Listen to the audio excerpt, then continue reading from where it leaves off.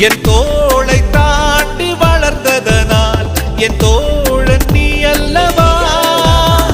என் வேள்வியாவும் வென்றதனால் என் பாதி நீ அல்லவா.